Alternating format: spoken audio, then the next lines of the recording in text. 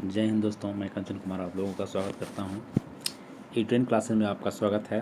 दरोगा का second set हम दे रहे हैं। 50 क्वेश्चन पिछले बार कराए थे, अभी प्रयास करते हैं, देखते हैं मैक्सिमम कितना जा सकते हैं।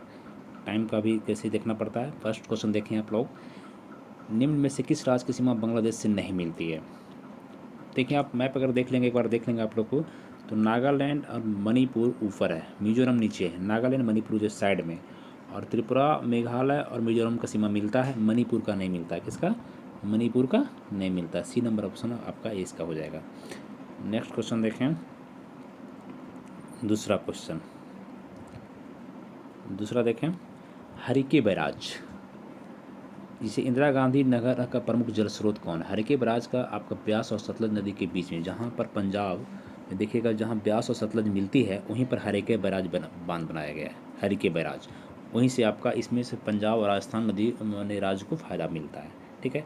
नेक्स्ट तीसरा क्वेश्चन देखें, दुलहस्ती पावर स्टेशन कहाँ है, किस नदी पर स्थित है। दुलहस्ती, दुलहस्ती याद कर जाएंगे, चिनाब नदी पर। किस पे है? चिनाब नदी पे।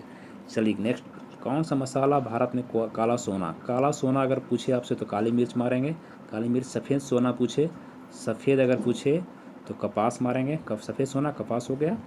अगर हरा सोना तो बांस हो गया। क्या हो गया? बांस हो गया। केसर जानते हैं कहाँ पे उपजाया जाता है? कश्मीर, जम्मू कश्मीर में। ठीक है।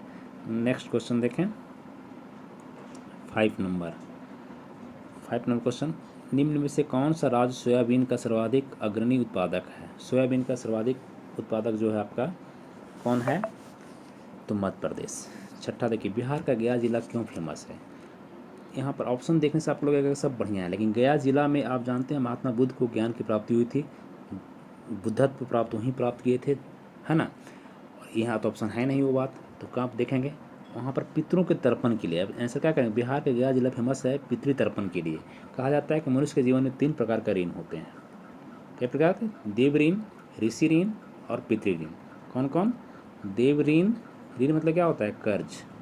देव ऋण, ऋषि ऋण, और एक पितृ ऋण। कौन होता है? पितृ ऋण, है ना, पितृ ऋण। देव ऋण में भगवान विष्णु का ऋण आपके ऊपर है, हम लोग के ऊपर है।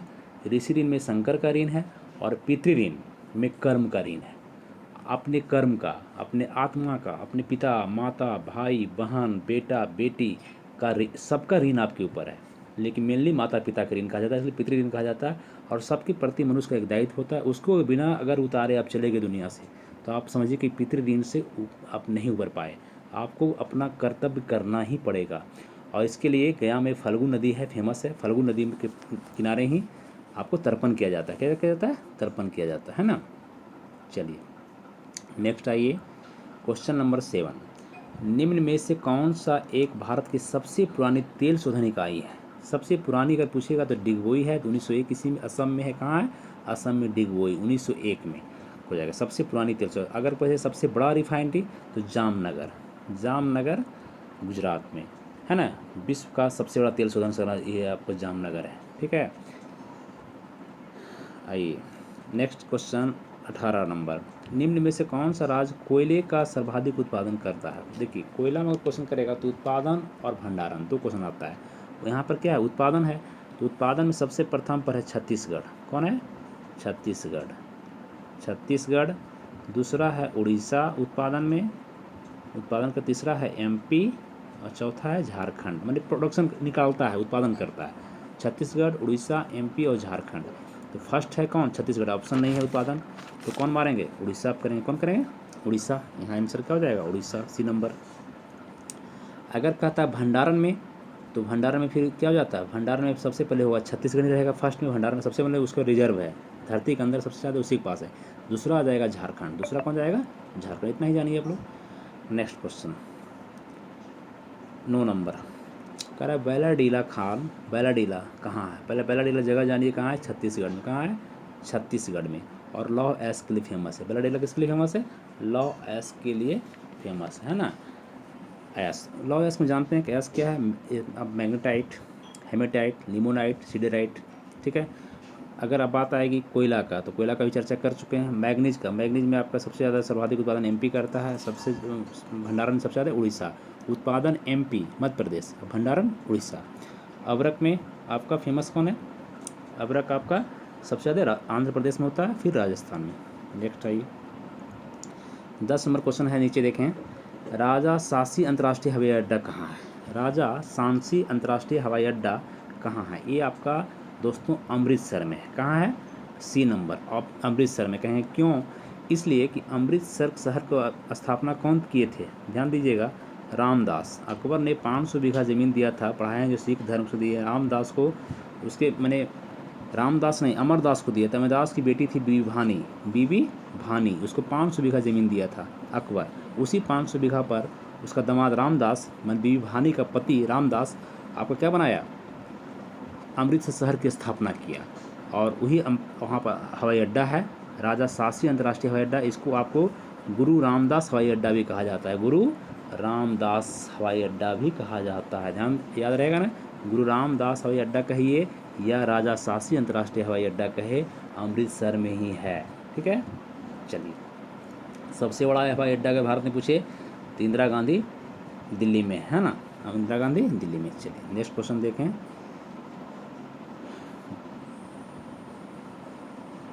ग्यारह नंबर क्वेश्चन यहाँ है, कौन सा एक द्वीपीय महाद्वीप है? आप द्वीप समझते हैं, द्वीप समझ जो चारों तरफ से पानी से घिरा हो द्वीप। तो सबसे बड़ा द्वीप अगर पूछा जाए पहले आपसे, तो सबसे बड़ा द्वीप कौन है? ग्रीनलैंड। कौन है?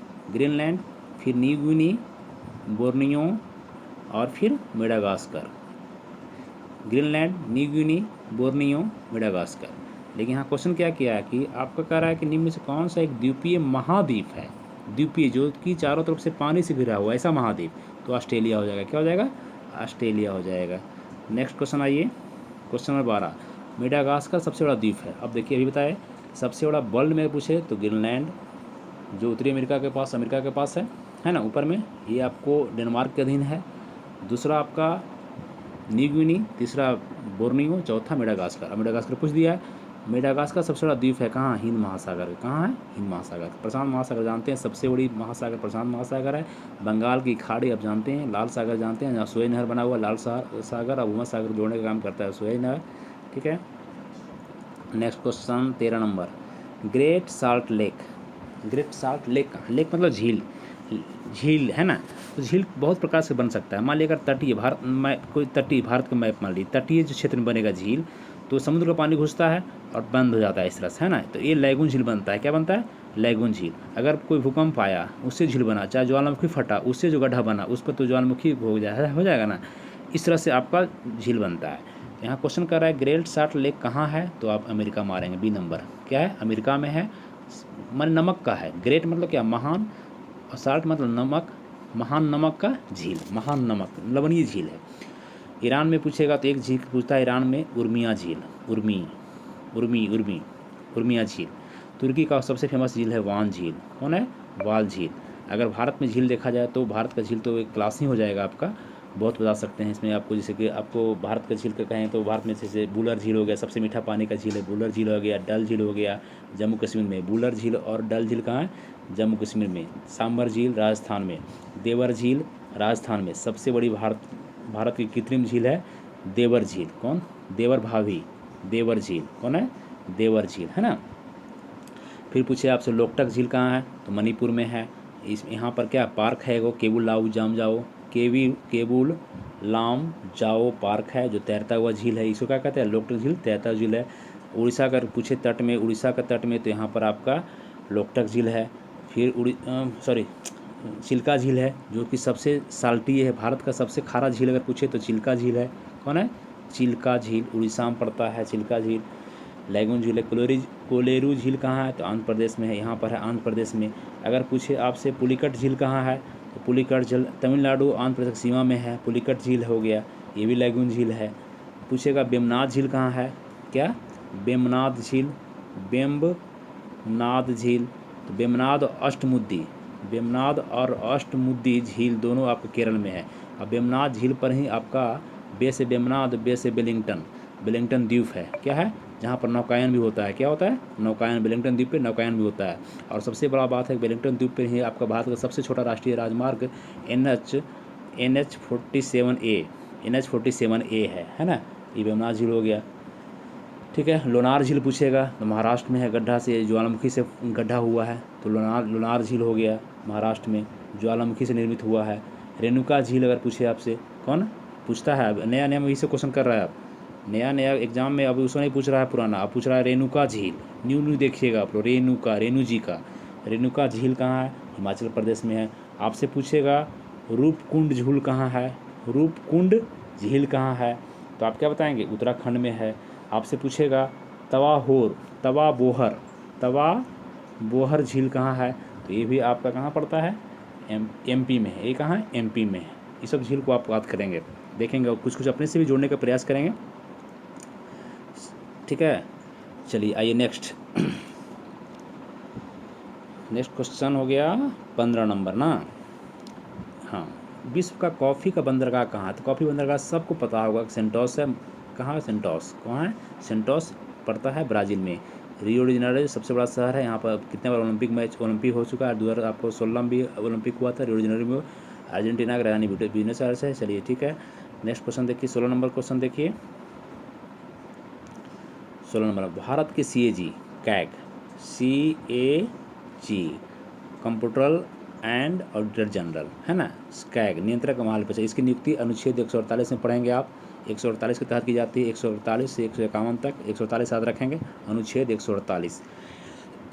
कैग जो है काम क्या करता है, ये लोक वित्त रक्षक काम करता है। ये जितने भी आपको फंडिंग, जितने खर्च होते हैं उसका जांच करके रिपोर्ट राष्ट्रपति को देता है ताकि संसद में रखा जा सके, है ना। तो ये लोक वित्त का काम करते हैं कैग। ये आपका इसको कैग को हटाने के लिए क्या करना पड़ेगा, महाभियोग ही लगाना पड़ता है। क्या लगाना पड़ता है, महाभियोग लगाना पड़ता है। वर्तमान में पूछेगा कि कैग कौन है, CAG कौन है, कैग कौन है, तो गिरीश चंद्र मुर्मू हैं। कौन है, गिरीश चंद्र हैं एकदम, और मुर्मू हैं। कौन है, इनका वेतन कितना है, 2.5 लाख। कैग का वेतन कितना है अभी, 2.5 लाख। इनका कार्यकाल क्या होता है, या तो 6 वर्ष बोलिए या 65 वर्ष, जो पहले पूरा हो जाएगा। 6 वर्ष पूरा गया तो निकल जाएंगे, अगर 65 वर्ष पूरा गया तो निकल जाएंगे, है ना। या तो महाभियोग से हटाएंगे, राष्ट्रपति के प्रसाद पर्यंत नहीं है। अगर क्वेश्चन करता है प्रसाद पर्यंत, तो वो आपका महान्यायवादी, आर्टिकल 76 महान्यायवादी, ये पोस्ट जो है कैग आपको प्रसाद पर्यंत नहीं है। कन्फ्यूज लड़का करते हैं यहाँ पे, ध्यान दीजिएगा इस चीज़ को। नेक्स्ट क्वेश्चन आइए 17 नंबर, सर्वोच्च न्यायालय के न्यायाधीशों की नियुक्ति की जाती है राष्ट्रपति के द्वारा। हाँ, राष्ट्रपति नियुक्त करते हैं, किसके सलाह पे करते हैं। अभी सर्वोच्च न्यायालय में वर्तमान में कितने न्यायाधीश हैं, 33 + 1 34। स्टार्टिंग में जो सुप्रीम कोर्ट बना था 28 जनवरी 1950 को बना था। 26 जनवरी 1950 को संविधान लागू हुआ, 2 दिन के बाद संघीय न्यायालय बनी, जिसका आपका कहाँ है, नई दिल्ली में। सुप्रीम कोर्ट कहाँ है, नई दिल्ली। किस आर्टिकल के तहत, आर्टिकल 124। अगर पूछेगा किस आर्टिकल के तहत, 124। उच्च न्यायालय, सभी उच्च न्यायालय आर्टिकल 214। वर्तमान में न्यायाधीश कितने हैं, 33 + 1 34। स्टार्टिंग कितने था, 7, है ना। इस तरह से आप ध्यान देंगे। चलिए 17 नंबर, तो कौन हो जाएगा आंसर इसका, सर्वोच्च न्यायालय के मुख्य न्यायाधीश के परामर्श के बाद सारे को नियुक्त करते हैं। कौन सा चुनाव निर्वाचन आयोग नहीं कराता है, तो लोकसभा का, राष्ट्रपति का, राज्यसभा का करवाता है आपका। डी नंबर ऑप्शन, स्थानीय निकायों का चुनाव नहीं कराते हैं। आइए नेक्स्ट, इस क्वेश्चन को थोड़ा सा देख लिया जाए, हटा के थोड़ा स्क्रीन में। 19 नंबर क्वेश्चन देखेंगे आप। यहाँ पे क्वेश्चन है, जिस समिति की अनुशंसा पर देश के पंचायती राज लागू किया गया, जिस समिति की अनुशंसा पर पंचायती राज लागू करने के लिए अनेकों समितियाँ गठित की गई, तो आपको बलवंत राय मेहता समिति जो है, अब इसका आंसर हो जाएगा बलवंत राय मेहता समिति 1957 में गठित किया गया था, 56-57 में। ये 3 स्तर की बात सलाह दिया था, 3 स्तरीय। कौन कौन, पंचायत, ग्राम स्तर पर ग्राम पंचायत, क्या हो गया, ग्राम पंचायत, ब्लॉक स्तर पर पंचायत समिति, और जिला स्तर पर जिला परिषद। ध्यान रहेगा ना, 3 ग्राम पंचायत, पंचायत समिति, जिला परिषद। ये बलवंत राय मेहता समिति की सलाह पर बना था। अगर आपसे क्वेश्चन करे कि अशोक मेहता समिति कब आया, तो अशोक मेहता समिति 1977 में, है ना, ये भी करता है। अगर इससे बात पूछे BK राव, BK राव समिति, ये आपको 1985 में, कब आया था, 85 में। अगर सिंधवी पूछे, सिंधवी समिति कब आया, सिंधवी 86 में, है ना, 86 में। अगर थुंगन समिति पूछे तो 88 में, थुंगन समिति 1988 में। सब चीज़ आप याद रखेंगे समितियाँ। और बलवंत राय मेहता समिति पर ही पूछा जाता है कि सबसे पहले पंचायती राज किस राज्य में लागू किया, तो 2 अक्टूबर 1959 ईस्वी को राजस्थान, कहाँ, राजस्थान के नागौर जिले, कौन जिले, नागौर जिले, यहाँ पर सबसे पहले नागौर जिला में, राजस्थान में सबसे पहले पंचायती राज कहाँ लागू किया गया, राजस्थान में, कौन जिला, नागौर जिला में लागू किया गया पंचायती राज। जिला याद रखेंगे, नागौर जिला, 2 अक्टूबर 1959 को। उसके बाद फिर आंध्र प्रदेश में 11 अक्टूबर को, फिर आंध्र प्रदेश 9 दिन के बाद फिर आंध्र प्रदेश में। तो ये आपका याद रखना है, ठीक है, ध्यान रहेगा, याद हो जाएगा। नेक्स्ट क्वेश्चन 20 नंबर, आइए देखते हैं हम लोग 20 नंबर। सामुदायिक विकास कार्यक्रम, सामुदायिक विकास क्रम आपको 2 अक्टूबर 1952 को चालू किया गया। इसमें आपको विकास कार्यक्रम में सभी को लेकर चलना, सभी विकास हो, सभी का विकास हो, इसके लिए कार्यक्रम किया गया है। चलिए नेक्स्ट क्वेश्चन, आइए 21 नंबर क्वेश्चन देखिए। किस शासक ने सर्वप्रथम जजिया कर समाप्त किया था। जजिया कर जो गैर मुस्लिम पर लगता है, मतलब हम लोग पर लगता है, हिंदू धर्म वाले पर लगता है ना, किस पे, जिस जो हिंदू लोग हैं उस पर लगता है ना। तो जजिया कर लगाया, समाप्त किसने किया, पहली बार पूछा। तो आपको पहले जानिए कि जैनुल अब्दीन जो है कश्मीर का शासक था। इसको कश्मीर का अकबर कहा जाता है, कश्मीर का अकबर कहा जाता है। तो MBT तुगलक बन का शासक, मोहम्मद बिन तुगलक बन का शासक है। बहुत सारा काम किया है, जानते हैं कि सांकेतिक सिक्का चलाया, इसे पागल शासक भी कहा जाता था। और ये आपको राजधानी परिवर्तन किया था। हुसैन शाह सरकी जानते हैं कि गुजरात में जौनपुर शहर की स्थापना किया था, मैंने स्थापक नहीं थे, जौनपुर का शासक था हुसैन शाह सरकी। अकबर को जानते हैं, मुगल वंश का शासक है अकबर, ये महान अकबर हैं, ग्रेट अकबर है अकबर। तो जैनुल आबिदीन कश्मीर का अकबर कहा जाता है। इन्होंने ही पहली बार जजिया कर को समाप्त किया, जजिया कर को समाप्त किया। चलिए नेक्स्ट, अब आइए क्वेश्चन 22 नंबर। पानीपत का तीसरा युद्ध, अरे यार पानीपत हरियाणा में पड़ता है। 3 युद्ध लड़ा गया, 1526 में प्रथम पानीपत का युद्ध, 56 में द्वितीय, 1761 में तृतीय। इसमें अहमद शाह अब्दाली और मराठों के बीच लड़ा गया था, जो बताए थे पहले भी बता चुके हैं। और इसमें अहमद शाह अब्दाली जीत गया, मराठा हार गया। 1857 के विद्रोह जानते हैं, सिपाही विद्रोह, आगे बढ़ाएंगे बाद में। चलिए next question 23 number. Mahatma Jyotiba Phule किस संगठन की स्थापना की गई थी। इनके द्वारा ज्योतिबा फुले जो है सत्यशोधक समाज की स्थापना किए थे। सत्यशोधक समाज से क्या स्थिर काम करता था, मैंने आपको ये काम कर रहा था शूद्र के लिए, जो छुआछूत अस्पृश्य लोग थे उनके लिए काम किया ये समाज, सत्यशोधक समाज। 1870 में इसका स्थापना हुआ था, ये किया था। गोपाल मंडली क्या है, गोपाल हरि देशमुख थे ये। और मंडली परमहंस मंडली की स्थापना। महाजन समाज छोड़िए भी। नेक्स्ट आइए क्वेश्चन नंबर 24। किसको भारतीय पुनर्जागरण का पिता कहा जाता है। तो भारतीय पुनर्जागरण के पिता राजा राम मोहन राय को कहा जाता है। जानते हैं राजा को उपाधि इनको कौन दिया, अकबर द्वितीय दिया। कौन दिया, अकबर, मुगल शासक अकबर द्वितीय ने दिया था इसको, ठीक है। राजा राम मोहन राय जो थे आपके भारतीयों को विकास चाहते थे, लेकिन वो रूढ़िवादिता के खिलाफ थे। भारत में जो रूढ़िवादिता थी, जैसे बाल विवाह, सती प्रथा, विधवा पुनर्विवाह नहीं, है ना, ठगी प्रथा, ये सब जो प्रथाएं थी इसके खिलाफ थे। इसके कारण वो ब्रिटिश के समर्थक भी कहे जाते थे। लेकिन ऐसा था नहीं, वो ब्रिटिश चाहते थे कि ब्रिटिश लोग का इंग्लिश पढ़ करके, उनकी शिक्षा ले करके भारत में जागरण लाया जाए, जागरूकता लाया जाए। इसलिए राजा राम मोहन राय, इसका राजा राम मोहन के बाद ये तो बात हो चुकी है, लेकिन इनका आप याद रखेंगे 1828 ईस्वी में ब्रह्म समाज की स्थापना की राजा राम मोहन राय। एक क्वेश्चन करता है राजा को उपाधि कौन दिया, ये क्वेश्चन करता है। पत्रिका कौन था इनका, तो संवाद कौमुदी। एक आपका मिरात उल अखबार था। इनका मृत्यु कहाँ हुआ, ब्रिटेन में ब्रिस्टल में 1833 में मृत्यु हो गई। नेक्स्ट क्वेश्चन आइए, भारतीय राष्ट्रीय कांग्रेस का प्रथम अधिवेशन कहाँ हुआ। 25 नंबर क्वेश्चन देखिए, भारतीय राष्ट्रीय कांग्रेस का, नहीं इसमें और देख लीजिए थोड़ा सा। 24 में दयानंद सरस्वती के बारे में जान लेते हैं हम लोग। दयानंद सरस्वती, इनका मूल नाम जान लीजिए, मूलशंकर था। आर्य समाज की स्थापना की थी 1875 में। वेदों की ओर लौटो, यही बोले थे। विवेकानंद के बारे में जानते हैं। स्वामी विवेकानंद का बचपन का नाम था नरेंद्र नाथ दत्त था। 1863 में 12 जनवरी 1863 में जन्म हुआ, इसीलिए राष्ट्रीय युवा दिवस मनाया जाता है इनके नाम पर। 1893 में शिकागो के सम्मेलन किए थे। इन्होंने रामकृष्ण मिशन की स्थापना किए थे, है ना, और रामकृष्ण मिशन की स्थापना किए थे। इनका एक बात था, स्टेटमेंट था, कहे ए उठो जागो और तब तक नहीं रुको जब तक लक्ष्य प्राप्त नहीं हो जाए। ठीक है। इस तरह से इनका 24 नंबर क्वेश्चन समाप्त। आइए 25 नंबर, भारतीय राष्ट्रीय कांग्रेस के प्रथम अधिवेशन। अब देखिए भारतीय राष्ट्रीय कांग्रेस की स्थापना पहले जान लीजिए आपको 28 दिसंबर 1885 को हुआ। किसके शासनकाल में? उसमें जो वायसराय कौन था? Lord Dufferin. कौन था? डफरिन। क्वेश्चन करता है डफरिन के। इसके संस्थापक कौन थे? संस्थापक ए.ओ. ह्यूम। ए.ओ. ह्यूम।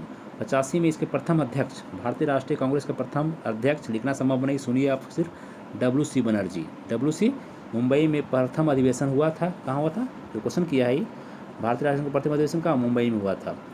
इसमें 72 सदस्य शामिल हुए थे। इस अधिवेशन के सदस्य शामिल हुए थे 72 सदस्य। इसकी अध्यक्षता कौन थे? डब्ल्यू.सी. भूमेश चंद्र बनर्जी। और संस्थापक कौन थे? ए.ओ. ह्यूम। कौन थे? ए.ओ. ह्यूम थे, है ना। ठीक है, याद रहेगा ना। दूसरा पूछता है कि इसका दूसरा कौन थे? ईसाई थे नेरोजी।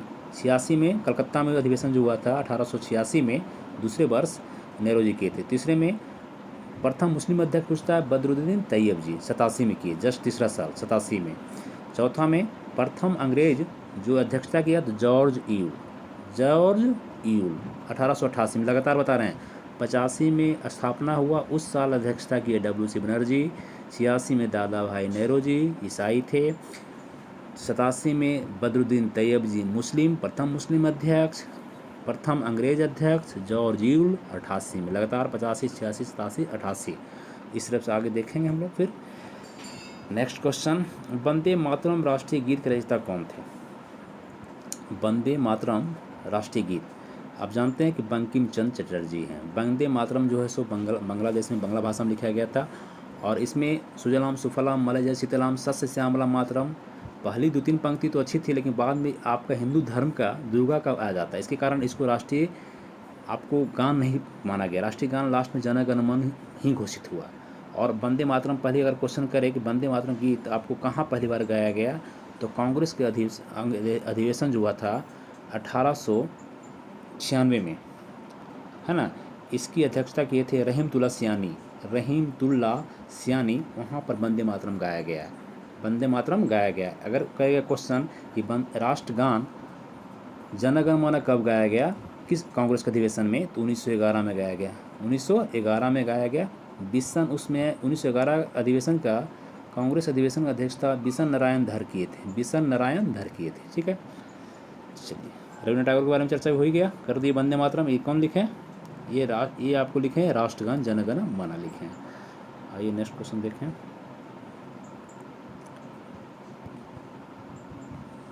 क्वेश्चन नंबर 27 यहाँ पे देखें। भगत सिंह को उसको 2 साथियों के साथ 23 मार्च 1931 को फांसी दी गई थी। अभी 23 मार्च जस्ट 2-3 दिन पहले निकला है। 23 मार्च को शहीद दिवस माना जाता है। भगत सिंह को फांसी दी गई थी 23 मार्च 1931 को। आप जानते हैं कि भगत सिंह किस सज़ा में दी गई थी? इसके साथ वे व्यक्ति कौन थे? तो भगत सिंह, राजगुरु और सुखदेव। ए नंबर आंसर, ये तो क्लियर हो गया। किस कांड के लिए दिया है? तो सैंडर्स हत्याकांड के लिए। जॉन सैंडर्स लाहौर का एक अधिकारी था। ये लाहौर का एक जूनियर अधिकारी, डीएसपी कहिए, लाहौर का डीएसपी था सैंडर्स। उसको हत्या करने इसको नहीं गए थे। एक्चुअली था, आप जानते होंगे कि जब साइमन कमीशन भारत आया था 1928 में, 1928 में भारत आया था, तो उसमें अक्टूबर का मंथ में साइमन गो बैक की बनाना लगा। साइमन कमीशन लाठी चार्ज करवा दिया। ये कमीशन वाइट कमीशन था, प्योर वाइट उजला कमीशन था। भारतीयों को शामिल नहीं किया गया, विरोध हुआ इसका, और इसके फलता लाठी चार्ज करवा दिया गया। इसमें लाला लाजपत राय की मृत्यु हो गई। कब हो गई? 17 नवंबर 1928 को इनकी मृत्यु हो गई। इसी समय भगत सिंह इस लाला लाजपत राय की मृत्यु का बदला लेने के लिए शपथ ले कि आपको हत्या करना है। किसका? जो आपको स्कॉट गोली चलवाया था, Scott. Simon commission go back में कौन चलाया? यहाँ पर आपको वो मैं जालियावाला हत्याकांड में समझ लीजिएगा, मार दीजिएगा वो आपका, ठीक है ना, डायर। यहाँ स्कॉट था, स्कॉट गोली चलवाया था। तो स्कॉट को मारने के लिए, स्कॉट आपका एसपी था उस समय का। स्कॉट क्या था? लाहौर का एसपी था। मारने के लिए स्कॉट को गए थे इन लोग, भगत सिंह, राजगुरु और सुखदेव। लेकिन संजोग से स्कॉट नहीं निकला, उसमें निकल गया सैंडर्स बाहर, और सैंडर्स को गोली मारे। पहला गोली मारे राजगुरु, फिर भगत सिंह 3 गोली मारे, और सैंडर्स की हत्या हो गई। क्या हो गई? सैंडर्स की हत्या हो गई। उसके बाद भी बात नहीं बना तो भगत सिंह फिर जो है सो बहरे को कहे थे कि बहरे को, जो बहरा है उसको सुनाई नहीं पड़ता, उसको सुनाई देने के लिए बम धमाका ज़रूरी है, और सेंट्रल असेंबली में बम गिराए, खाली जगह पे बम गिराए और जाकर वहीं पर गिरफ्तारी दी। इस कांड में सैंडर्स की हत्याकांड के बाद वो पकड़ाए नहीं, तीनों निकल गए, लेकिन जब सेंट्रल असेंबली बम मारे उसके बाद भागे नहीं, अपनी गिरफ्तारी दे दी है, तब उन पर सुनवाई किया गया और उनको तीनों को इस केस के लिए नहीं, बम असेंबली में जो आप बम चलाए सेंट्रल असेंबली में, उसके लिए उनको सज़ा नहीं हुई, फांसी की सज़ा हुई सैंडर्स हत्याकांड में। किसमें, अगर क्वेश्चन करेगा फांसी की सज़ा कहाँ हुई, सैंडर्स हत्याकांड में, और तीनों को 24 मार्च 1931 को फांसी देने की बात फैसला हो गया। पूछता है कि कौन सा ऐसा जज था, ये भी क्वेश्चन करता है आपके, कि कौन सा जज था जो फांसी की सज़ा सुनाया, भगत सिंह को फांसी की सज़ा किसने सुनाया, तो एकदम क्वेश्चन करता है दोस्तों, जीसी हिल्टन।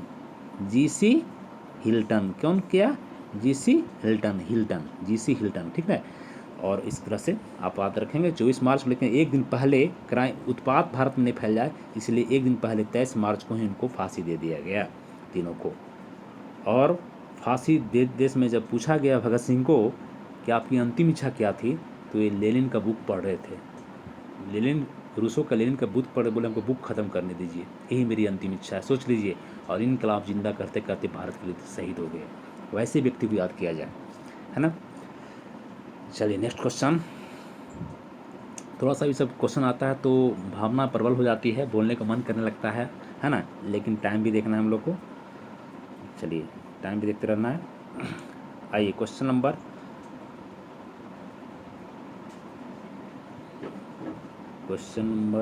28, 27 हो गया ना था, 28। महात्मा गांधी को राष्ट्रपिता,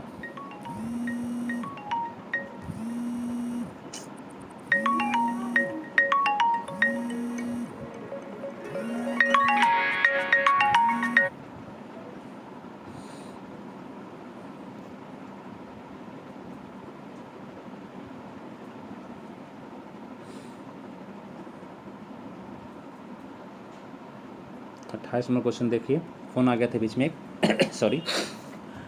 महात्मा गांधी को राष्ट्रपिता कहने वाला कौन है, तो राष्ट्रपिता जानते हैं सुभाष चंद्र बोस बोले थे। सुभाष चंद्र बोस जब जो आपको सिंगापुर में थे, वहाँ से संबोधन रेडियो सम्मेलन कर रहे थे, रेडियो से पहली बार घोषणा राष्ट्रपिता कहते थे, राष्ट्रपिता बापू, वहीं से बोले सुभाष चंद्र बोस। नेक्स्ट क्वेश्चन आइए 19 नंबर क्वेश्चन देखिए हम लोग, किसने यह विचार व्यक्त किया, 29 नंबर, किसने यह विचार व्यक्त किया कि भारत में ब्रिटिश आर्थिक नीति घिनौनी है। ब्रिटिश की जो आर्थिक नीति है, लुटेरा की नीति, लूट कर रहा है भारत में, क्या है, लूट कर ले चल जाना है सब ब्रिटेन, ये नीति कार्ल मार्क्स बोला था। कौन बोला था, कार्ल मार्क्स। नेहरू जी ने मत मारिएगा यहाँ पे, यहाँ जब कार्ल मार्क्स दिया हुआ था, आर्थिक नीति घिनौनी आर्थिक नीति कार्ल मार्क्स बोले थे। नेक्स्ट क्वेश्चन 30 नंबर, किसने निकास का सिद्धांत दिया, देखिए यहीं पर दे दिया डायरेक्ट क्वेश्चन, प्रैक्टिस सेट में ही होता है। ड्रेन थ्योरी, क्या कहा जाता है इसको, ड्रेन थ्योरी। इसमें आप पढ़े होंगे दादा भाई नेहरू जी। निम्नलिखित से किसने निकास का सिद्धांत का प्रतिपादन किया, दादा भाई नेहरू जी ने किया, है ना, क्योंकि दादा नेहरू जी लिखे थे un British rule in India, book भी लिखे थे, un British rule in India, ये लिखे थे। नेक्स्ट आइए 31 नंबर, यमुना नदी का उद्गम स्थल, यमुना नदी कहाँ से निकलती है, तो आप तो सीधा से जानते हैं यमुनोत्री निकलती उत्तराखंड में, लेकिन यहाँ दिया हुआ है नहीं यमुनोत्री, तब कहाँ मारेंगे हम लोग भाई, कहाँ दिया हुआ है, तो आपको बंदरपुछ मारना पड़ेगा। कहाँ मारेगा, बंदरपुछ, उत्तराखंड में है जमुना, उत्तराखंड में है, ईटी लिख देते हैं, उत्तराखंड में ही है, बंदरपुछ से निकलती है यमुना नदी। आपके एक चौखंबा कहाँ है, तो वो भी उत्तराखंड में है, गढ़वाल हिमालय में ही, 4 श्रेणियाँ इसका भी है, उत्तराखंड में ही है। नंदा देवी कहाँ है, ये भी उत्तराखंड में ही है।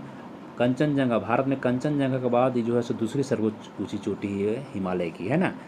चलिए नेक्स्ट आइए 32 नंबर क्वेश्चन, 32 नंबर क्वेश्चन देखें।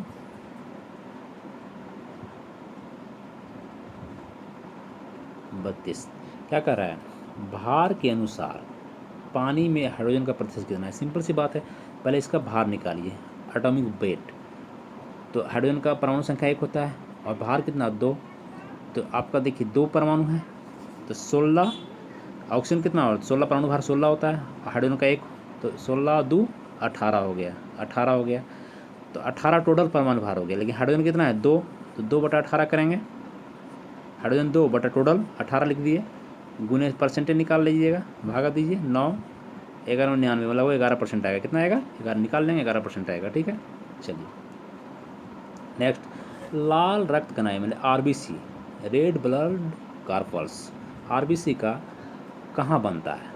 आरबीसी बनता है बोन मैरो में। कहाँ बनता है? बोन मैरो में। आरबीसी का मरता कहाँ है? स्प्लीन में, प्लीहा जिसको हिंदी में क्या बोलते हैं? प्लीहा में मरता है, स्प्लीन में मरता है, SPLEEN स्प्लीन में मरता है। बनता है क्या क्या, लेकिन उल्टा बचपन में क्या होता है कि स्प्लीन में, कभी क्या स्प्लीन में बनता है ना। नेक्स्ट 14, वाडा का संबंध है, वाडा 34 नंबर क्वेश्चन। वाडा का फुल फॉर्म जानिए पहले, वाडा, वाडा इसका होता है, लिख लेंगे वर्ल्ड, वर्ल्ड ए से एन टी, डी से डोपिंग, DOPING डोपिंग, और ए से agency, world anti doping agency, world anti doping agency. ठीक है, इसका मुख्यालय कनाडा में, मॉन्ट्रियल कनाडा में। कहाँ है? मॉन्ट्रियल कनाडा में। ये डोपिंग टेस्टिंग क्या हो गया, क्लियर हो गया? डोपिंग करता है, जो भी आप खिलाड़ी वगैरह होते हैं जो ड्रग्स लेते हैं खेलने समय, उनका जांच करता है। वाडा क्या करता है? उनका जांच करता है ना। चलिए नेक्स्ट आइए, 35 नंबर, जैविक ऑक्सीजन आवश्यकता, जैविक ऑक्सीजन आवश्यकता, इसको BOD कहा जाता है। बायोलॉजिकल, बायोलॉजिकल भी कर सकते हैं, बायोलॉजिकल ऑक्सीजन डिमांडेड, एक प्रकार का प्रदूषण सूचकांक है। ये प्रदूषण का सूचकांक है, इसके लेवल से आगे जाएगा तो किसका है? तो किस में कह रहा है, किस में ये प्रदूषण सूचकांक है? कि जल में, कि मृदा में, कि वायु में, किस में? तो ये आपका जलीय में है। किस में? जल में है। किस में है? जल में जांच करता है। जल में ऑक्सीजन कितना घुला हुआ है, कितना घुलनशील है, कितना बेकार है, ये जांच करता है। कौन? BOD, BOD फुल फॉर्म बता दिए, biological oxygen demand, biological oxygen demand, कहीं कहीं बायोकेमिकल ऑक्सीजन डिमांड भी रहेगा। ठीक है, नेक्स्ट, वातावरण में सर्वाधिक प्रतिशत है। अब देखिए सिंपल सी बात है, एटमॉस्फेयर में, पूरे ब्रह्मांड में कहेगा सबसे ज़्यादा हाइड्रोजन है ना, सबसे ज़्यादा हाइड्रोजन है। लेकिन वातावरण जो हमारा एटमॉस्फेयर है उसमें सबसे ज़्यादा किसका है? नाइट्रोजन 78%, जानते हैं 78.08% है। 78 पॉइंट, नाइट्रोजन 78.08% है। ऑक्सीजन 21% लगभग, 20 पॉइंट है ना 98% है। 21% मान लीजिए ऑक्सीजन है। उसके बाद ऑर्गन हो जाता है, आर्गन 0.93% सबसे तीसरा हो जाता है। उसके बाद कार्बन डाइऑक्साइड हो जाता है 0.04%, है ना। इस तरह से परसेंटेज आपका वातावरण में है। सबसे ज़्यादा किसका हो गया? तो सबसे ज़्यादा नाइट्रोजन को मार देंगे, आंसर को मारेंगे C नंबर। चलिए नेक्स्ट 36 नंबर क्वेश्चन हो गया।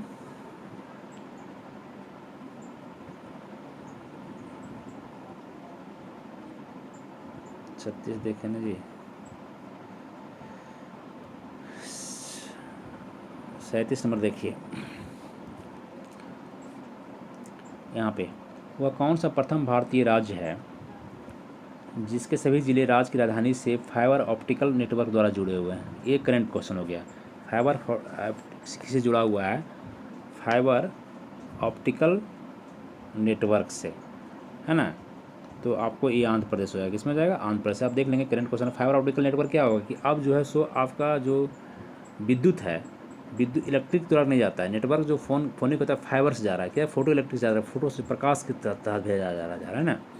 चलिए 38 नंबर क्वेश्चन देखिए, अंग्रेजी शासन के दौरान भारत के आर्थिक दोहन के विचार का प्रतिपादन किसने? ये हुई बात है कि आर्थिक दोहन का विचार डेंट सिस्टम नेहरू जी साहब किए हैं, कोई बात नहीं।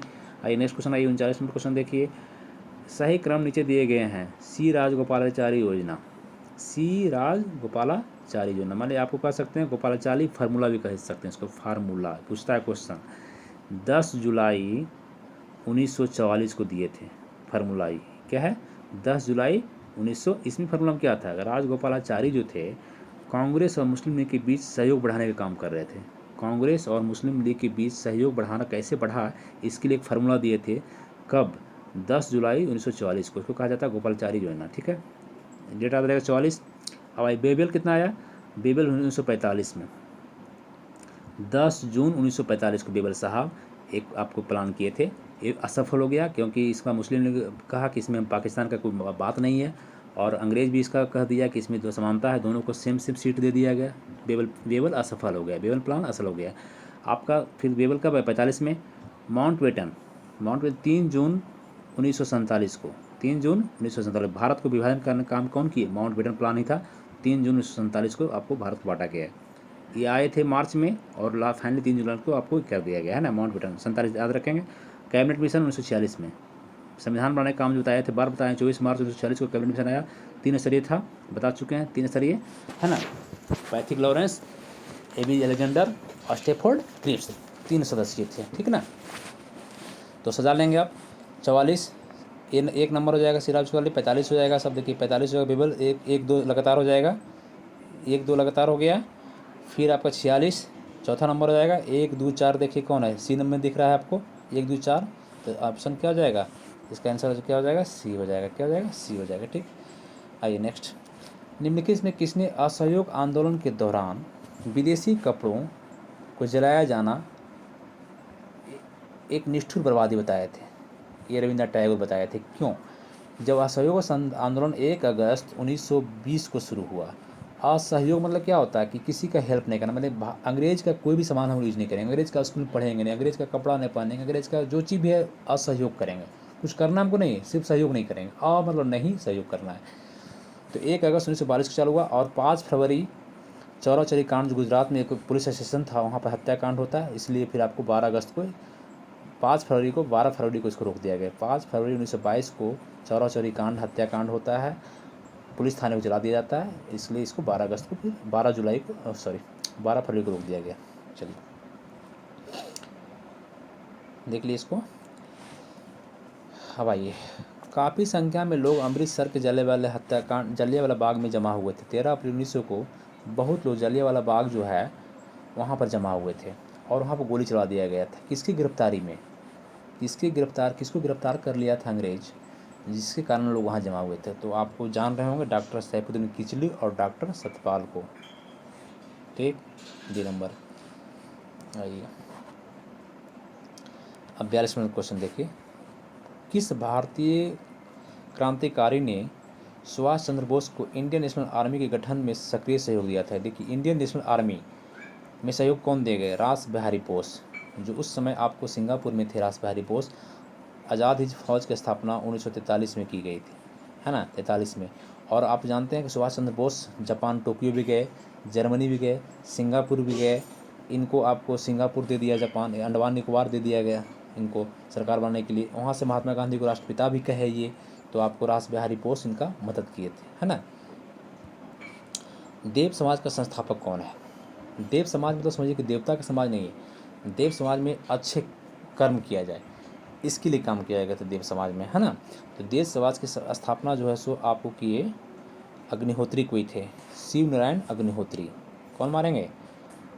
सी नंबर, शिव नारायण अग्निहोत्री, ठीक। नेक्स्ट आ जाए 44। निम्नलिखित से किस आंदोलन में सरदार वल्लभ पटेल ने मुख्य भूमिका निभाई? इस आंदोलन में देखिए, अब यहाँ पर जो आंदोलन आपको दिख रहा है इसमें देखना है, ठीक है। तो एक मिनट, सबसे पहले देखिए आपकी दांडी मार्च। आप जानते हैं कि 12 मार्च को दांडी से मार्च किया गया, 12 मार्च 1930 को, और 6 अप्रैल को आपको नमक सत्याग्रह शुरू हुआ, नमक निकाले गांधी। 12 मार्च शुरू हुआ ये। अहमदाबाद कपड़ा मिल जो है इसका हड़ताल जो हुआ था 1918 में हुआ था। कब हुआ था? 1918 में। क्योंकि मजदूर बोनस बढ़ाने के लिए कह रहे थे और मिल मालिक मान नहीं रहे थे, इसके लिए आपको मजबूर किया गया। खेड़ा आंदोलन भी 1918 में हुआ था। खेड़ा में टैक्स बढ़ा दिया था, किसान पर टैक्स ज़्यादा ले रहा था, टैक्स उपज हुआ नहीं था, जिसके कारण भी खेड़ा आंदोलन हुआ। अब यहाँ पर क्वेश्चन है कपड़ा मिल, ये नहीं होगा आंसर, ये भी नहीं, ठीक है। अब बारदोली सत्याग्रह, बारदोली सत्याग्रह में सरदार वल्लभ भाई पटेल मुख्य भूमिका निकाली, क्योंकि आप बारदोली सत्याग्रह क्या है? बारदोली कहाँ था? गुजरात में। कहाँ है? गुजरात में। यहाँ पर भी किसान पर 22% टैक्स बढ़ा दिया सरकार, और टैक्स देने के लिए सही तैयार थे नहीं। यहाँ महिलाएं भी आपको आंदोलन में आ गई। फिर लास्ट में अंग्रेज़ को मानना पड़ा और 6% टैक्स को घटा करके 6% पर आया, बात बनी। तब जा कर के वहाँ की महिलाओं ने सरदार वल्लभ भाई पटेल को सरदार की उपाधि दी। क्या उपाधि दी? सरदार की उपाधि। पहले वल्लभ भाई पटेल थे, अब सरदार की उपाधि पूछता है। सरदार की उपाधि किसने दी? तो आपको बारदोली की महिलाओं ने दी। महिलाएं बोलिएगा, महिला दी, पुरुष नहीं, महिलाओं ने दी। ठीक। नेक्स्ट, नमक सत्याग्रह के समय जब गांधी जी कैद कर लिए गए, नमक सत्याग्रह जो 30 में चल रहा था, तो उसमें कैद कर लिया, उसमें किसने आंदोलन को नेतृत्व संभाला? तब कौन संभाला? तो अब्बास तैयब जी संभाले। कौन संभाले? अब्बास तैयब जी। ठीक है, नेक्स्ट आइए। निम्न में से किस स्थान पर एक प्रसिद्ध सिख गुरुद्वारा अवस्थित है? इसमें देखिए, सिख गुरुद्वारा जान रहे हैं, तो हेमकुंड। कहाँ पे? हेमकुंड में, है ना। कहाँ पे है? हेमकुंड गुरुद्वारा उत्तराखंड में है। कहाँ पे है? उत्तराखंड में। हेमकुंड कहाँ है? उत्तराखंड में। उत्तराखंड में ये गुरुद्वारा है। अब आए सिंपल क्वेश्चन है, बुक के बारे में पूछा, planning and the poors. Planning and the poors किसका? B.S. मिन्हास का। B.S. मिन्हास का। ठीक है, और ज़्यादा इसमें जाना नहीं, बाकी देख लेंगे आप लोग। चलिए नेक्स्ट, ग्रामीण क्षेत्रों में शहरी सुविधाएं देने के लिए, ग्रामीण क्षेत्र में शहरी सुविधा दिया जाए, नीति का समर्थन किसने किया था? तो सिंपल सी बात है, इसका आपका डॉक्टर APJ अब्दुल कलाम किए थे। कौन किए थे? APJ अब्दुल कलाम। APJ अब्दुल कलाम ने पूरा लाए थे। क्या लाए थे? पूरा। पूरा, पूरा का फुल फॉर्म पूछता है, आप लिखेंगे। पूरा का फुल फॉर्म होता है provision of urban amenities, amenities, AMENITIES, amenities of rural areas. फिर से बोल रहे हैं, P से प्रोविजन ऑफ, U से urban amenities of rural areas, urban amenities of rural area. पूरा, ये आपका APJ अब्दुल कलाम लाए थे, 2003 में लाए थे पूरा। और इनका टारगेट था कि 2020 तक जो है सो आपको रूरल एरिया को, ग्रामीण एरिया का भी विकास किया जाए। इनका विजन था 2020 तक। पूछता क्वेश्चन 2020 तक। पूरा का विजन कहा था 2020 तक। आया कब था? 2003 में। पूरा का फुल फॉर्म क्या है जान के, कौन लाए? APJ अब्दुल कलाम लाए। इतना बात क्लियर हो गया। और आपको मनमोहन सिंह के बारे में जानते हैं कि ये मनमोहन सिंह वित्त मंत्री भी रहे 1991 में। यही आप नई आर्थिक नीति लाए थे। ठीक है, मोंटेक सिंह मालविया आप कोई उपाध्यक्ष, पंचवर्षीय योजना का पहला उपाध्यक्ष मोंटेक सिंह अहलूवालिया ही थे। चलिए next question, the audacity of hope किसका है? बराक ओबामा का फेमस बुक है। बराक ओबामा का फेमस। एक और बराक ओबामा का बुक पूछता है, ए प्रॉमिस लैंड। याद रखेंगे, ए प्रॉमिस, वादा करते हैं किसी से ना, लैंड, ए प्रॉमिस लैंड इन्हीं का है। हिलेरी क्लिंटन का। हिलेरी क्लिंटन बिल क्लिंटन की पत्नी थी। हिलेरी क्लिंटन कौन थी? बिल क्लिंटन की पत्नी। हिलेरी क्लिंटन का फेमस बुक है व्हाट हैपेंड, व्हाट हैपेंड और हार्ड चॉइस। और क्या था? हार्ड चॉइस है ना। इंग्लिश में लिख सकते हैं HARD, hard, CHOICE, hard choice. दो बुक इसका था। कौन कौन? एक हार्ड चॉइस, महिला है, बिल क्लिंटन की पत्नी है। बिल क्लिंटन राष्ट्रपति रह चुके हैं। आप इनका जानते हैं विवाद, मोनिका लेविंसन से लव करता था, ये सेक्रेटरी था उसी का ऑफिस में। और इसकी पत्नी कौन था? Hillary Clinton. हिलेरी क्लिंटन का बुक कौन है? हार्ड चॉइस हो गया और व्हाट हैपेंड, है ना। और बिल क्लिंटन का कोई ज़्यादा खास बुक फेमस है नहीं। चलिए अब आइए, नालंदा विश्वविद्यालय कहाँ स्थित है? तो आप जानते हैं कि नालंदा विश्वविद्यालय आपका बिहार में है, बिहार शरीफ में फेमस ही है। सबसे पुराना विश्वविद्यालय पूछेगा तो तक्षशिला विश्वविद्यालय कहाँ है? सिंधु और झेलम नदी के बीच में है, पाकिस्तान में है, पेशावर, है ना। तक्षशिला विश्वविद्यालय, जहाँ पर चाणक्य आचार्य थे, जहाँ पर चंद्रगुप्त मौर्य शिक्षा लिया था, मौर्य साम्राज्य का संस्थापक चंद्रगुप्त मौर्य। पुराना विश्वविद्यालय, सबसे पुराने विश्वविद्यालय तक्षशिला। नालंदा विश्वविद्यालय कौन बनाया था? कुमारगुप्त। कौन बनाया था? कुमारगुप्त। एक पूछेगा, विक्रमशिला विश्वविद्यालय जो भागलपुर पड़ता है, इसको कौन बनाया था? धर्मपाल। कौन बनाया था? धर्मपाल। एक विश्वविद्यालय और पूछेगा, उदंतपुरी विश्वविद्यालय बिहार शरीफ में ही है। इसको बनाने का काम कौन किया था? उदंतपुरी बनाने का कौन काम किया? गोपाल किया था। पाल वंश का शासक गोपाल। दो चीज़ याद रखेंगे, पाल वंश का शासक गोपाल और धर्मपाल। गोपाल उदंतपुरी विश्वविद्यालय, धर्मपाल विक्रमशिला विश्वविद्यालय बिहार शरीफ। दो याद रहेगा। नालंदा विश्वविद्यालय गुप्त वंश का शासक कुमारगुप्त प्रथम हो गया, और तक्षशिला विश्वविद्यालय सबसे पुराना विश्वविद्यालय। 4 विश्वविद्यालय से क्वेश्चन करता है, चारों आपको याद होनी चाहिए। चलिए नेक्स्ट आते हैं।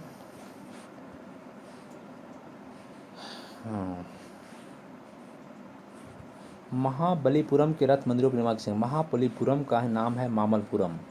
एक क्वेश्चन पहले ही करता है, मामल्लपुरम। ठीक है, महाबलीपुरम को नरसिंह वर्मन प्रथम किया था। कौन किया था? पल्लव शासक नरसिंह वर्मन प्रथम किया था। नरसिंह वर्मन प्रथम किया था। ठीक है, उसके बाद आप जानते हैं कि यहाँ पर रथ मंदिर का निर्माण किया था। रथ मंदिर जो है महाबलीपुरम का रथ मंदिर 8 रथ मंदिर किया था। 5 पांडव थे, पांचों पांडव भाई थे, युधिष्ठिर, अर्जुन, भीम, नकुल, सहदेव, इनका रथ मंदिर था। एक द्रौपदी का, 6 रथ मंदिर हो गया, और 2 और 8 मंदिर। पूछता है क्वेश्चन और कि सबसे छोटा रथ मंदिर कौन था? तो द्रौपदी का ही रथ था। रथ मंदिर सबसे छोटा, मन रथ की तरह मंदिर है, सबसे छोटा रथ मंदिर कौन है? द्रौपदी का ही है ना। चलिए नेक्स्ट आइए, और इसमें आपको पांचों पांडव हो गया। समुद्र उपरम क्या है? भारत का नेपोलियन है, गुप्त वंश का शासक है, जानते हैं। पुलकेशिन द्वितीय आप जानते हैं, ये आपको राष्ट्रकूट शासक को भेराया था। हर्ष को जानते हैं, हर्षवर्धन जो है, इसके बारे में चर्चा लंबा हो जाएगा, चल करेंगे आगे। नेक्स्ट क्वेश्चन, क्वेश्चन नंबर 52 देखिए, अभिनव बिंद्रा। अभिनव बिंद्रा के क्या खेलते हैं? तो ये आपको अभिनव बिंद्रा क्या खेलते हैं? निशानेबाजी। क्या है? निशानेबाजी। उसका नेक्स्ट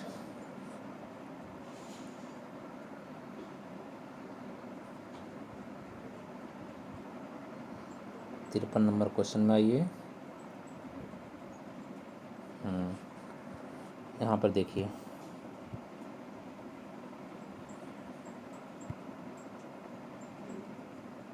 तिरपन नंबर क्वेश्चन, ये क्वेश्चन है, निम्न में से किसे दक्षिण गंगोत्री के नाम से जाना जाता है? दक्षिण गंगोत्री, दक्षिण गंगोत्री। अब दक्षिण गंगोत्री में कावेरी नदी का उद्गम स्थल? नहीं। वह स्थान जहाँ से पेरियार नदी निकलती है? नहीं। भारत का प्रथम अंटार्कटिक शोध संस्थान? बिल्कुल सही, सी नंबर आंसर हो जाएगा इसका, क्योंकि भारत में अंटार्कटिका महाद्वीप, जहाँ पर आबादी नहीं है, बर्फ़ का चट्टान है, महाद्वीप 7 हैं। महादेश चाहे महाद्वीप कहें, कितने? 7 है। 6 तो जान रहे हैं, एशिया, अफ्रीका, उत्तरी अमेरिका, दक्षिण अमेरिका, ऑस्ट्रेलिया, यूरोप, है ना। और आपका एक रहेगा अंटार्कटिका। अंटार्कटिका में भारत ने आपका वहाँ झंडा गाड़ा, पहले दक्षिणी गंगोत्री, फिर दूसरा हो गया मैत्री, तीसरा हो गया भारती, है ना। तीन आपको वहाँ पर स्थापना की, दक्षिण गंगोत्री, मैत्री और भारती। दक्षिण गंगोत्री आपको सबसे पहले जेड ए कासिम नेतृत्व में गया था 1982 में, झंडा पहला दक्षिणी गंगोत्री स्थापित किया था। ये तो अब समाप्ति हो गया। आइए, पेट्रोलियम उत्पादक क्षेत्र लुनोज कहाँ है? लुनोज आपका इतना ही जानिए, गुजरात में है। कहाँ पे? गुजरात में। 55, निम्न से कौन सा स्थल चित्रकला के लिए प्रसिद्ध है? चित्रकला के लिए सबसे पुराना पूछ रहा है, तो भीमबेटका जानते हैं, पढ़ाएं आप लोगों को कि पूरा पाषाण काल याद कीजिएगा, पैलियोलिथिक, मेसोलिथिक, नियोलिथिक। पूर्व पाषाण काल बताए थे कि आपको 25 लाख ईसा पूर्व से 2.5 लाख ईसा पूर्व से 10,000 तक आता है पूरा पाषाण काल। और भीमबेटका साइट जो है 30,000 ईसा पूर्व का है, 3,000 नहीं, 30,000 ईसा पूर्व का है। ये भीमबेटका कहाँ है? मध्य प्रदेश में। कहाँ है? एमपी में है। कहाँ है? एमपी में। यहाँ पर चित्रकारी है, क्या है? एक हिरन भाग रहा है, उसको लोग मार रहा था, बताए थे, भीमबेटका मध्य प्रदेश में। ठीक है। दूसरा, अजंता की गुफा जानते हैं? अजंता की गुफा और एलोरा। अजंता की गुफा में टोटल जो गुफा है 29 बौद्ध धर्म का। एलोरा में महाराष्ट्र में भी, अजंता भी महाराष्ट्र में, एलोरा भी महाराष्ट्र में। यहाँ पर आपको 34 गुफा है। यहाँ पर बौद्ध, जैन, हिंदू तीनों 34 गुफा में। यहाँ पर 29 गुफा में अब 6 गुफा ही मिला है अभी तक मात्र, जिसमें 17 जो है चित्रशाला कहा जाता है। 17 नंबर गुफा नंबर 17 बहुत फेमस है, बौद्ध धर्म का है। ठीक ना, बाद में बताया जाएगा। सब बाघ गुफा कहाँ है? नेक्स्ट क्वेश्चन है आपका, ये है बाघ। ऑप्शन देखिए, बाघ गुफा ये एमपी में है। कहाँ है? मध्य प्रदेश में है बाघ गुफा। अमरावती जानते ही हैं। चलिए नेक्स्ट, विशाल स्नानागार किस पुरातत्व स्थल? विशाल ग्रेट बाथ बताए हैं, मोहनजोदड़ो। कहाँ है? मोहनजोदड़ो। रोपड़ में क्या है? रोपड़ में हड़प्पा पढ़ा चुके हैं, कालीबंगा, बहुत सब, ये सब लंबा चर्चा हो जाएगा, है ना, छोड़ते हैं इसको भी। ग्रेट बाथ, विशाल स्नानागार कहाँ है? विशाल स्नानागार मोहनजोदड़ो। बताएं स्नानागार, बताया कि 3 तरफ स्नानागार है, एक तरफ उतरने का रास्ता बताए थे, 3 तरफ बना था, बनाने ना। कितना कितना इसका लंबाई चौड़ा सब बता चुके हैं। 11.8, 11.88, 7.01 का आपका लंबाई चौड़ाई है, सब बता चुके हैं हम। ठीक, मेरा प्लेलिस्ट में देखेंगे तो आपको समझ में आ जाएगा, वीडियो जाकर देखेंगे तो आपको हड़प्पा से बता पढ़ाए हुए हैं, वहाँ देखेंगे तो क्लियर हो जाएगा सब बातें। नेक्स्ट, जीविकोपार्जन हेतु वेद वेदांग पढ़ाने वाला अध्यापक। एक देखिए अध्यापक होता है जो फ्री पढ़ाता है। तो अगर मान लीजिए चाणक्य कोई नहीं तो वो चाणक्य आचार्य थे। क्यों आचार्य? इसलिए थे कि वो फ्री पढ़ाते थे, वो पैसा नहीं लेते थे पढ़ाने का। लेकिन अथर्ववेद क्या है? अथर्ववेद है जो आयुर्वेद, वेद कितने? 4, ऋग्वेद, आयुर्वेद, सामवेद, अथर्ववेद। ऋग्वेद के उगाने वाला को होत्री कहा जाता था, आयुर्वेद के गाने वाला को अथर्ववेद कहा जाता था, सामवेद वेद को गाने वाला, बोलने वाला को मतलब उद्गाता कहा जाता था। तो यहाँ अथर्ववेद नहीं होगा, पुरोहित नहीं होगा, आचार्य भी नहीं होगा। तो ऑप्शन क्या हो गया? आंसर क्या हो जाएगा इसका? उपाध्याय। उपाध्याय पैसा लेकर पढ़ाते थे, आपका जीविका उपार्जन करने के लिए काम करते थे। नेक्स्ट, आंध्र सातवाहन राजाओं की सबसे लंबी सूची किस पुराण में मिलती है? आंध्र सातवाहन, देखिए आम खाते हैं ना, आम, तो आज से क्या होगा? आंध्र, मत्स्य होगा मत्स्य। जैसे आएगा आंध्र सातवाहन राजाओं की सबसे लंबी सूची है, आंध्र सातवाहन की मत्स्य पुराण में सूची है। किसमें? मत्स्य पुराण में। बाग गए, बगीचा गए कि नहीं? बाग, ऐसे ट्रिक याद रखिए। बाग, व से क्या हो गया? वायु पुराण, ग से हो गया गुप्त वंश। वाग याद रहेगा, वाग, व से वायु पुराण, गुप्त। अगर पूछेगा वायु पुराण में किस वंश का है तो गुप्त वंश। अगर पूछेगा गुप्त, ऐसे उलट के पूछे गुप्त वंश का वर्णन किस पुराण में? तो वायु पुराण में। ठीक है। और मत्स्य पुराण में आम खाए हैं ना, तो ऐसे मत्स्य पुराण तो आम जैसे पूछा बता देना है। हो गया क्लियर? और विष्णु पुराण में ये भीम बार साबुन जो लगाते हैं, बर्तन साफ करते हैं, तो भी से विष्णु याद रखें, म से मौर्य वंश। क्या रखेंगे? मौर्य वंश। तीनों याद रहेगा। क्लियर। नेक्स्ट 59 नंबर, निम्न में से किस वंश के साम्राज्य की सीमाएं भारत के बाहर तक फैली थी? अब देखिए गुप्त वंश का तो फैला हुआ नहीं था, ये नहीं होगा। मौर्य वंश का फैला हुआ था। कुषाण वंश तो बाहर में ही शासन की। मौर्य के पतन के बाद जो हिंद नानी आए, हिंद नानी के आक्रमण जो हुआ था भारत में, उत्तर पश्चिम क्षेत्र में, पाकिस्तान जो जहाँ आज पाकिस्तान है वहाँ पर क्षेत्र में, हिंद नानी के पतन के बाद कुषाण वंश आया। तो कुषाण वंश का शासक आप देखें, कनिष्क कुषाण का ही शासक था, तो वो भी हो सकता है। लेकिन मौर्य वंश का कार्य, किस वंश का साम्राज्य की सीमाएं भारत के बाहर तक फैली थी, तो इसका तो बाहर में ही था, भारत में था ही नहीं। मौर्य वंश का बेस्ट ऑप्शन जो हो जाएगा। थोड़ा सा यहाँ पर कन्फ्यूजन हो जाता है इस तरह क्वेश्चन में, मौर्य वंश मारे आप लोग, ऐसे इसको देख लेंगे और अच्छा से। नेक्स्ट, इंडिका का मूल लेखक कौन है? इंडिका कितना बार चर्चा करें। इंडिका का मेगास्थनीज था। मेगास्थनीज जो है सो आपको सेलुकस निकेटर का राजदूत था, जो कि चंद्रगुप्त मौर्य के दरबार में आया था। सेलुकस निकेटर और चंद्रगुप्त में 305 में युद्ध हुआ था, बताए थे। युद्ध में सेलुकस निकेटर हार गया था, सीरिया का शासक सेलुकस निकेटर, और अपना राजदूत मेगास्थनीज यहाँ पर रह करके या देखा था, तो इंडिका बुक उसका है। ठीक है। नियोर्कस के बारे में जानते हैं। नियोर्कस जो है सो आपको सेनापति था। नियोर्कस, आनेसिक्रिटस और एरिस्टोबुलस, ये तीनों आपको किसके साथ आया था? सिकंदर। प्लूटार्क एक लेखक था, ये बताया था। प्लूटार्क बोलता कि चंद्रगुप्त मौर्य की सेना इतने विशाल थी कि पूरे भारत को रौंद डाला, है ना। डायोडोरस हो गया। चलिए नेक्स्ट, निम्नलिखित से किस राज्य ने 1 रुपये में 1 किलो चावल योजना शुरू की? अब ये करेंट क्वेश्चन है, कौन सा राज्य शुरू किया है इसमें से? तो यहाँ पर संभवतः उड़ीसा हो जाएगा। नेक्स्ट, नागार्जुन किस बौद्ध संप्रदाय के थे? अब कह रहा है क्वेश्चन कि नागार्जुन किस बौद्ध संप्रदाय के थे, है ना। नागार्जुन, यहाँ देखिए एकदम डीप क्वेश्चन कर दिया है ना। तो ये माध्यमिक के थे। पहले देख लीजिए किसका थे? माध्यमिका कारिका, क्योंकि माध्यमिका कारिका एक बुक भी था इनका। माध्यमिका कारिका नागार्जुन का एक बुक भी था। तो इसका स्पष्ट हो गया नागार्जुन किस बौद्ध संप्रदाय के थे। तो आप बौद्ध संप्रदाय में जानते हैं कि हीनयान और महायान पढ़ाए हैं। हीनयान और महायान। हीनयान मतलब छोटा यान, जिसमें से एक आदमी का अपना मोक्ष मिल जाए। महायान में सबको साथ लेकर चलना है। हीनयान महात्मा बुद्ध का अपना मूल था। महात्मा बुद्ध अपने जीवन में हीनयान ही उनका संप्रदाय था। बाद में महायान जो महात्मा बुद्ध का मूर्ति बनाने लगा, पूजा करने लगा, ये विस्तृत रूप है महायान, है ना। तो इसमें आपको जानना होगा कि हीनयान का 2 संप्रदाय था, वैभाषिक और सौतांत्रिक। दोनों ऑप्शन जो ऊपर है आपका दिया, वैभाषिक और सौतांत्रिक, मिटा देते हैं फिर से। सौतांत्रिक और वैभाषिक, ये हीनयान दोनों जो है, ये दोनों ऑप्शन, ये आपका हीनयान का संप्रदाय था। मतलब महात्मा बुद्ध का मूल संप्रदाय हीनयान का। ठीक है। और माध्यमिक योगाचार, ये महायान का था। किसका था? महायान का। किसका था? माध्यमिक, और इसका मतलब है कि नागार्जुन किसके थे? महायान के। यह क्वेश्चन करता है कि नागार्जुन किस संप्रदाय के? हीनयान के महायान? महायान। तो और पूछेगा योगाचार, इसको विज्ञानवाद भी कहा जाता है। योगाचार को इसको विज्ञानवाद भी संप्रदाय कह सकते हैं, विज्ञानवाद भी कह सकते हैं। माध्यमिका को शून्यवाद भी कह सकते हैं, शून्यवाद, क्योंकि नागार्जुन शून्यवाद की खोज की, शून्य की खोज की, शून्यवाद सिद्धांत दिए थे। तो माध्यमिका का दूसरा नाम शून्यवाद भी होगा, योगाचार का दूसरा नाम विज्ञानवाद भी होगा। ठीक है, ध्यान देंगे। और माध्यमिक और योगाचार महायान संप्रदाय का है, और सौतांत्रिक और वैभाषिक हीनयान संप्रदाय का है। ठीक है, चलिए नेक्स्ट आइए। किस सिख गुरु को अकबर ने 500 बीघा किस सिख गुरु को अकबर ने 500 बीघा ज़मीन दिया था? बताए थे, प्रथम थे सिख गुरु गुरु नानक, दूसरा थे अंगद, तीसरा थे अमरदास, चौथा थे रामदास। अब देखिए, अमरदास की बेटी थी बीबी भानी, पुत्री थी बीबी भानी। तो अब बीबी भानी को दिया था, अकबर जब गया था मिलने के अमरदास से, तो बीबी भानी को 500 बीघा ज़मीन दिया, बेटी को नाम पर दिया। तो अब बेटी का शादी हुआ रामदास से, दामाद कौन हो गया? रामदास। तो रामदास का संपत्ति हो गया, समझिए बीबी भानी है इसकी पत्नी, तो 500 बीघा ज़मीन किसको दिया?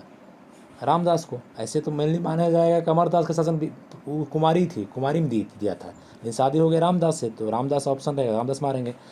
यहाँ पर क्या, किस सिख गुरु ने अकबर को, किस सिख गुरु को अकबर ने 500 बीघा ज़मीन दिया था? यहाँ पर अमरदास ऑप्शन है नहीं, तो क्या हो जाएगा? रामदास। क्या हो जाएगा? बी नंबर मार लेंगे, टिक नंबर नहीं बन रहा है हमको, रामदास। नेक्स्ट आइए,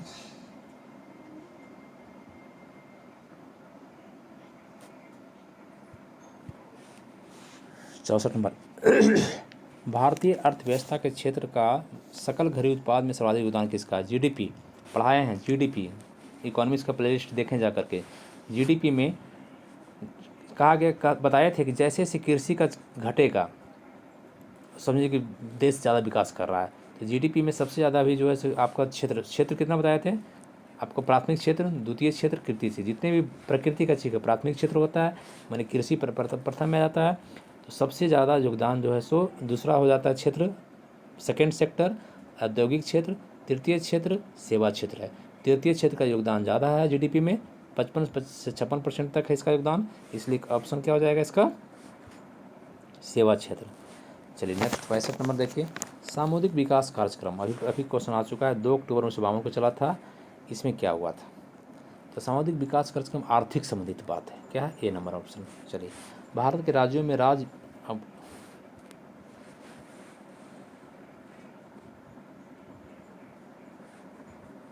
अब इसको देखिए, भारत के राज्यों में राज्य वित्त निगमों ने मुख्य रूप से किसके विकास के लिए सहायता दी है? वे है किसके लिए? तो डी नंबर। 12वें वित्त आयोग के अध्यक्ष कौन है? करंट क्वेश्चन है। 12वें वित्त आयोग के अध्यक्ष, अब उसमें आपको सी रंगराजन थे, इसको छोड़िए अभी। 15वें वित्त आयोग अभी चल रहा है, तो इसको छोड़िए। क्वेश्चन नंबर 18 देखिए, 68 देखिए, नरसिंहवा समिति कमेटी जरूर देखिए। नरसिंहवा समिति जो है सो बैंकिंग से, किससे? बैंकिंग सेवा क्षेत्र सुधारते हैं। नरसिंहवा कमेटी बैंकिंग से है। चलिए समिति कर से है। चलिए समिति किससे? कर से है ना। तो इस पर देखेंगे। नेक्स्ट क्वेश्चन 69, नबार्ड का मुख्यालय कहाँ है? तो नबार्ड का मुख्यालय आपका मुंबई में। कहाँ है मुख्यालय? नबार्ड, NABARD। नबार्ड की स्थापना 12 जुलाई 1982 को हुई, 82 को हुई थी। कब हुई थी? 1900। पहला बात पूछेगा, नबार्ड की स्थापना 12 जुलाई 1982। किस पंचवर्षीय योजना में इसका स्थापना किया गया? पूछता है क्वेश्चन। तो छठी पंचवर्षीय योजना में इसकी स्थापना की गई थी। बात, नबार्ड का मुख्यालय क्या है? मुंबई। नबार्ड काम क्या करती है? कृषि लोन देती है। डायरेक्ट किसान नहीं ले सकते हैं, जैसे आरबीआई पास हम लोग नहीं जाते हैं, इसी प्रकार से ये नबार्ड बैंक बैंकों को लोन देती है, कृषि लोन देती है। किसको? सभी बैंकों को। बैंक से लोन हम लोग लेते हैं, नबार्ड पर हम लोग डायरेक्ट नबार्ड नहीं जा सकते, है ना। बात समझिए इस बात को, ठीक है। क्वेश्चन नंबर 17, कारण निम्नलिखित में से किस पदार्थ की विद्युत चालकता सर्वाधिक है? विद्युत चालकता, इस पदार्थ में सबसे ज़्यादा विद्युत चालकता, कंडक्टर, गुड कंडक्टर कौन है? कौन सा ऐसा मेटल है, पदार्थ है इसमें मेटल भी नल मेटल है, ग्रेफाइट क्या नल मेटल है, धातु तो चांदी हो जाएगा। क्या हो जाएगा? चांदी। ग्रेफाइट जानते हैं, या प्रूफ है, एलोट्रॉप है कार्बन का, ये भी हीरा भी कार्बन का प्रूफ है। लकड़ी आप जानते हैं, चलिए 71 नंबर, सूर्य से उत्पन्न ऊर्जा का स्रोत क्या है? सूर्य में उत्पन्न जो ऊर्जा हो रही है क्या काम है उसका? नाभ के संलयन से, नाभ के विखंडन से। हाइड्रोजन संलयन करता है, 2 हाइड्रोजन संलयन करता है तो बनता है हीलियम। क्या बनता है? हीलियम बनता है। हीलियम बनता है, इसी से एनर्जी निकलता है। तो संलयन हो रहा है, क्या ना, मिलना, है ना, नाभ की संलयन, विनिमरण। चलिए नेक्स्ट में प्रकाश संश्लेषण हेतु सर्वाधिक क्रियाशील प्रकाश है।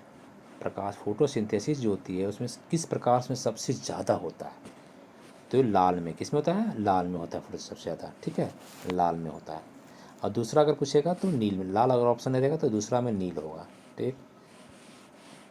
73 नंबर ऑप्शन आइए, रासायनिक रूप से सूखी बर्फ। अब ये ड्राई बर्फ तो हमेशा क्वेश्चन आता है, ठोस कार्बन डाइऑक्साइड मार देंगे, डी नंबर का आंसर।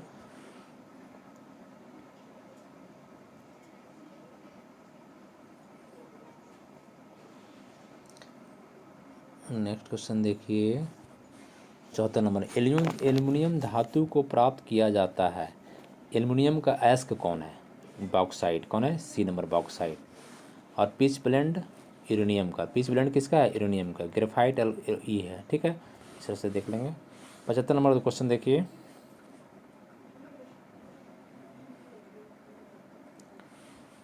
75 नंबर क्वेश्चन, सर्वाधिक जनसंख्या घनत्व वाला राज्य कौन है? सबसे ज़्यादा जनसंख्या अभी 2011, अभी कोरोना कारण जनगणना तो होना चाहिए था, 2011 में हुआ था, 2021 में होना चाहिए था, लेकिन कोरोना कारण जनगणना नहीं हुआ। अब कार्यक्रम इसका चल रहा है प्रोसेस, है ना। तो आपको यहाँ पर कह रहा है कि सर्वाधिक जनसंख्या घनत्व, तो वही आंकड़ा देना पड़ेगा। अब बिहार का है 1106, ठीक। इस सब में कौन सा ग्रह सबसे कम समय में सूर्य का चक्कर लगाता है? अरे भाई, तो सूर्य का चक्कर जो सूर्य के पास है वही कम लगाता है। सबसे पहले पास में कौन है? ये ऑर्बिट जो है सो बुध है, तो बुध लगाएगा, बी नंबर ऑप्शन। चलिए, कौन सा कथन सही है? अभी सब लंबा लंबा क्वेश्चन पढ़ लेंगे, थोड़ा सा टाइम यहाँ पर ज़्यादा है ना, कुछ नहीं है, सब ग्लोबल वार्मिंग का हो गया इधर कितना। चलिए इसमें देख लेते हैं क्या क्या है। हाँ देख लीजिए थोड़ा सा इसको। निम्न में से कौन सा पारिस्थितिकी तंत्र पृथ्वी के सर्वाधिक क्षेत्र पर फैला हुआ है? सबसे ज़्यादा कौन फैला हुआ रहेगा पृथ्वी पर? सबसे ज़्यादा समुद्री फैला हुआ है। कौन सा मिट्टी चाय बागानों के लिए उपयुक्त है? चाय बागान के लिए, चाय के लिए अम्लीय मिट्टी। अम्लीय जानते हैं, जिसका पीएच मान 7 से कम हो अम्लीय, और 7 से ज़्यादा होगा तो क्षारीय हो जाएगा। तो अम्लीय मिट्टी चाय के लिए ज़्यादा उपजाऊ होता है। चाय आपको अंग्रेज लाया था भारत में सबसे पहले। चाय जो असम के क्षेत्र में, पूर्वोत्तर भारत में जो 7 सीटर उधर हुआ था उत्पादन, हम लोग चाय पीते नहीं थे, अंग्रेज आदत लगा दिया हम लोग को। क्षारीय मिट्टी जिसका पीएच मान 7 से ज़्यादा होता है। जलोढ़ मिट्टी भारत में सबसे ज़्यादा है। जलोढ़ मिट्टी जो आपको नदी के बहाव के द्वारा लाया जाता है, मलबा, उससे जो मिट्टी बनती है वो जलोढ़ मिट्टी कहलाती है। मिट्टी आप जानते हैं, है ना, मृदा का स्टडी कहा जाता है, पेडोलॉजी क्या कहता है? पेडोलॉजी कहा जाता है। रेगुलर मिट्टी जानते हैं, रेगुलर मिट्टी जिसको आपको काली मिट्टी कहा जाता है, रेगुलर मिट्टी को काली मिट्टी कहा जाता है। काली मिट्टी में आपको कपास की खेती होती है। क्या होती है? कपास की खेती होती है। इस तरह से आप बना लेंगे। चलिए ये ऑप्शन 82 नंबर सब छोड़िए, 10 लाख की नगर जनगणना छोड़ दीजिए, उन्नीस से ये सब। 84 नंबर क्वेश्चन देखिए, 84 नंबर, निम्नलिखित राज्यों में किस एक में पेट्रो रसायन उद्योग के लिए आदर्श दशाएं पाई जाती है? पेट्रो रसायन के लिए सबसे फेमस जो आपको माहौल है गुजरात में। कहाँ है? गुजरात में। चलिए अब इधर क्वेश्चन दोस्तों रीजनिंग वगैरह है, थोड़ा सा बना लेंगे। ऐसे तो बना सकते हैं रीजनिंग, हम भी बता सकते हैं आपको रीजनिंग मैथ। अगर कहेंगे आप लोग कमेंट करेंगे तो ये सभी आगे आगे सेट में सोल्व कर देंगे, है ना। अगर आप लोग की इच्छा होगी कि सर सेल्फ इसको सोल्व कर दें तो प्रयास करेंगे, हम सोल्व कर देंगे। टाइम 10 मिनट और लगेगा, है ना। Thank you. देखिए इसको, आपको अगर फ़ायदा होता है तो कमेंट कीजिए कहाँ सर फ़ायदा कर रहा है, नहीं डालना है, ये कुछ भी बताइए, तभी कुछ कर पाएंगे। Thank you. और चैनल को थोड़ा सा लाइक सब्सक्राइब करें, मनोबल बढ़ावे मेरा। Thank you, thank you.